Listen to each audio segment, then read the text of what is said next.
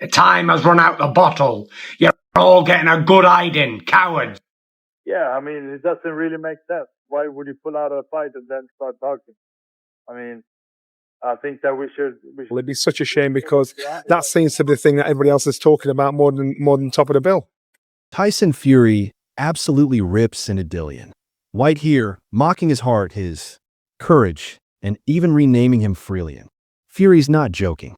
He's calling Whyte a coward. In his view, Dillian's done.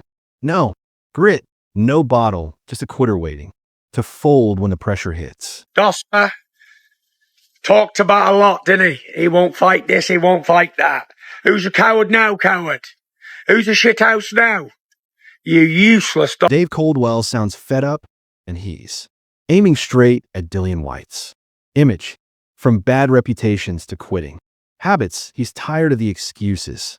This isn't just criticism, it's frustration.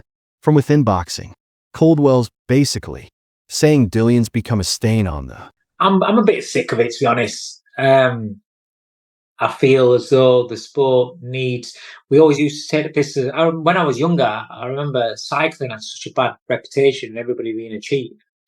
Had a really bad reputation. Even Tyson Fury sees the perfect timing. In this, especially from Moses Itauma. Rise. Even Tyson Fury admits it's perfect timing for Moses. Dillian's been inactive, slowed down, and far from his prime. Fury subtly doubts whether Whyte's got anything left. This isn't the old beast. It's a faded fighter trying to stay relevant. Moses couldn't have asked for better. That's a good fight, actually, especially for Moses. I think it's a very good time to fight Dillian. He's had a couple of years out the ring.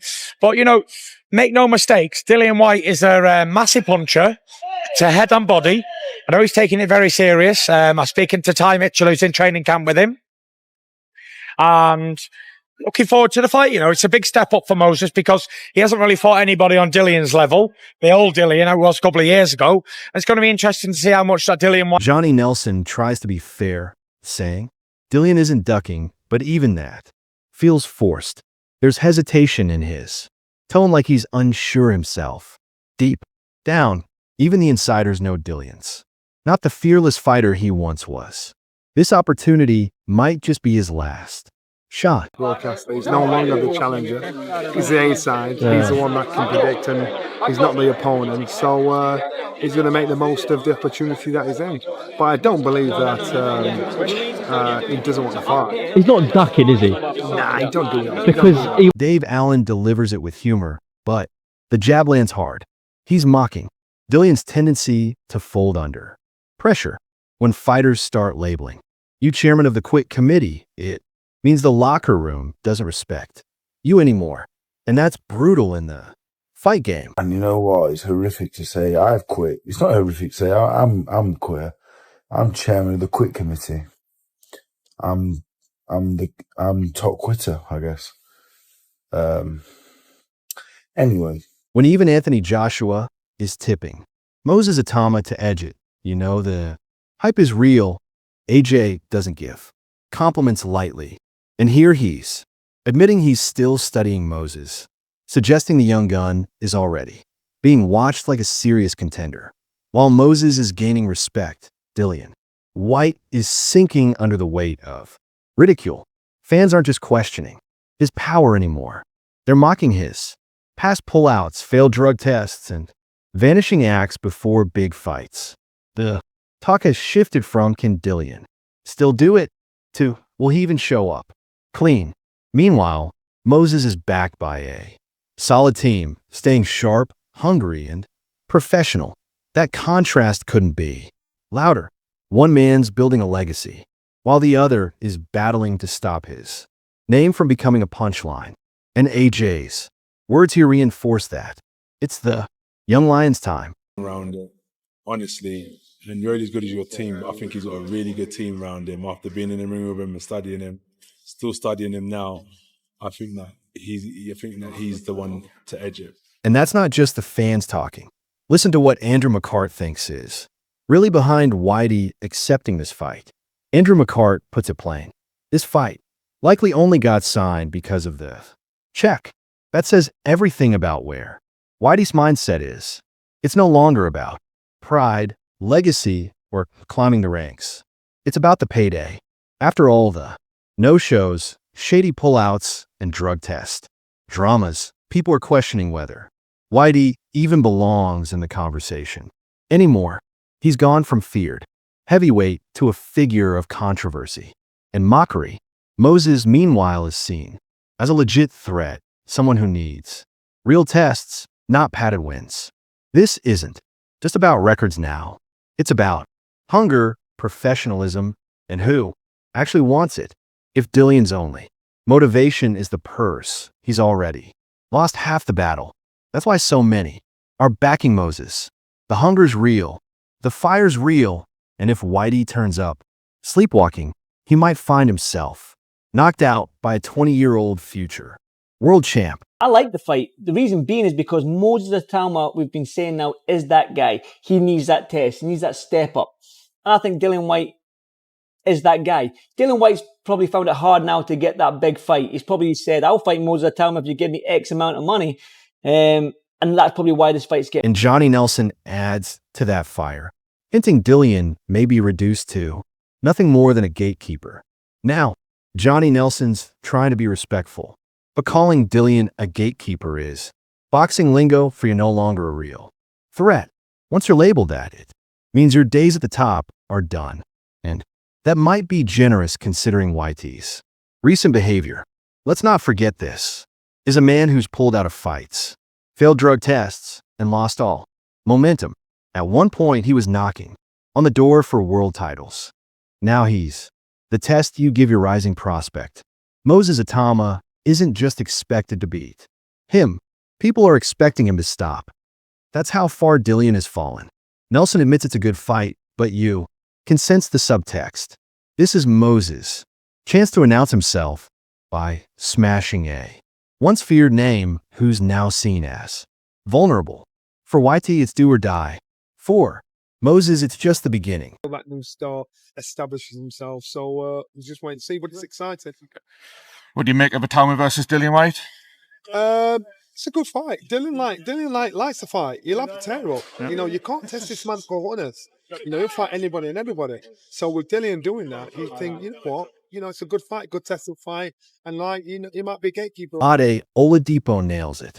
Dillian's problems don't start in the ring. They start outside it. From failed tests to flaky commitments, Whitey's decline has been as much about discipline as it has skill. Adds plea to see the old school Dillian feels like a cry of desperation because the current version isn't cutting it. Moses, just 20, grew up watching Whitey throw tables at press conferences, but now that same energy is gone. It's symbolic. Whitey's aggression used to feel dangerous. Now it just feels like history. While Moses is peaking, Dillian is trying to recover a past version of himself that might not exist anymore, and fans know it. Online, trolls won't let him forget the drug scandals, the pullouts, or the lack of consistency. Unless something dramatic changes, this fight won't be a war. It'll be a statement win for Moses and maybe the final curtain for Whitey. Almost see the old school Dillian Whyte who, you know, wasn't afraid of anyone, would put it on anyone, because Moses is still only 20. And I almost feel like if Dillian needs a path to victory, it might start from outside the ring first. And then we'll see.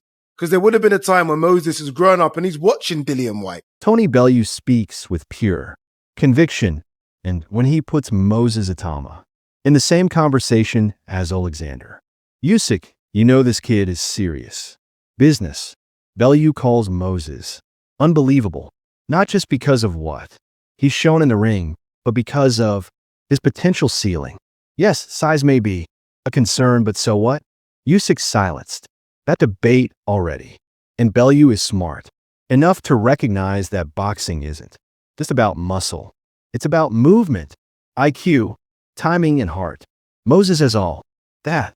The way Bellew talks about him, you'd think he was describing a future pound for pound great. And maybe he is. Compare that to Dillian Whyte, who came up the hard way but now finds himself doubted, ridiculed, and written off. Failed tests, questionable dedication, and a trail of pullouts have left his name in tatters. Meanwhile, Moses is clean, focused, and carrying the respect of legends like Bello. That's a massive indicator of where this fight is headed. This isn't about potential anymore. It's about confirmation. And Bello sees Moses as the future champion who could retire Whitey for good. But he's the next in line. I think he's the future of the heavyweight division. I think he's an outstanding talent.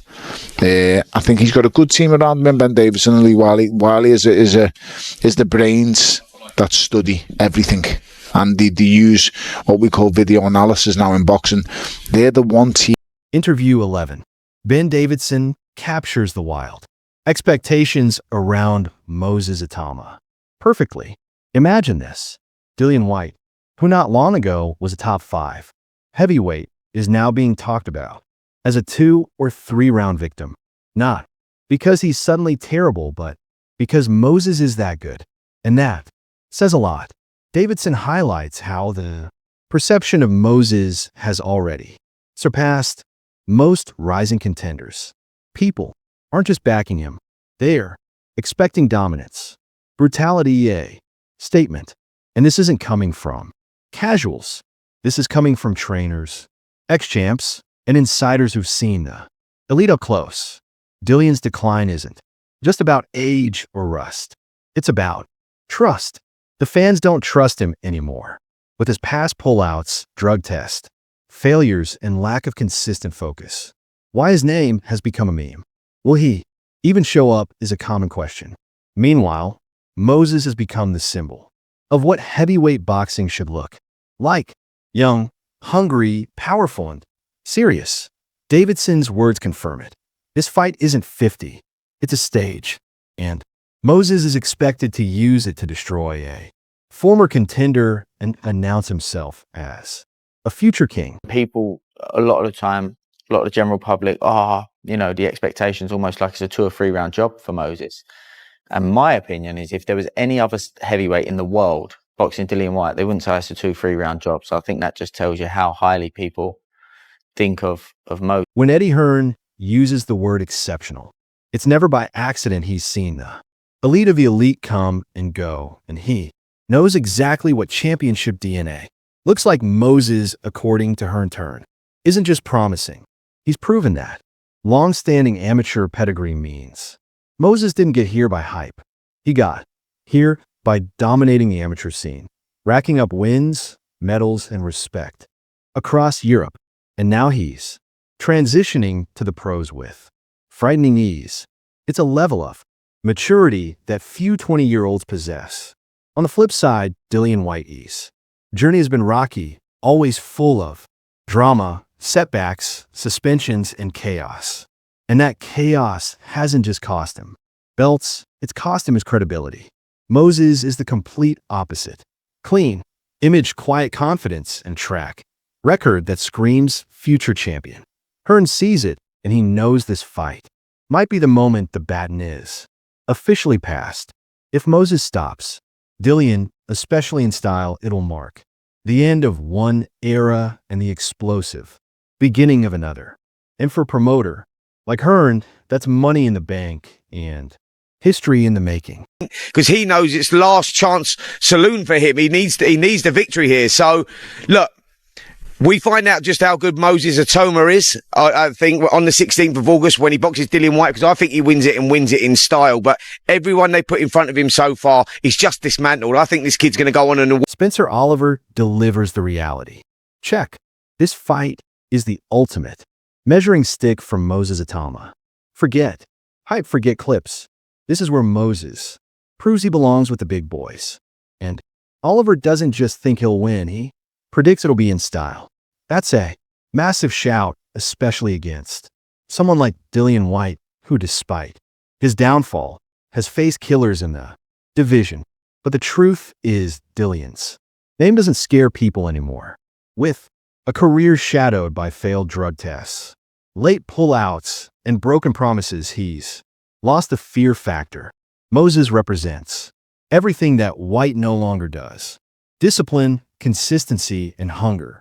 Oliver believes Moses will be a world champion. And this isn't lip service. He sees the sharpness in his movement, the calmness under pressure, and the spite in his punches.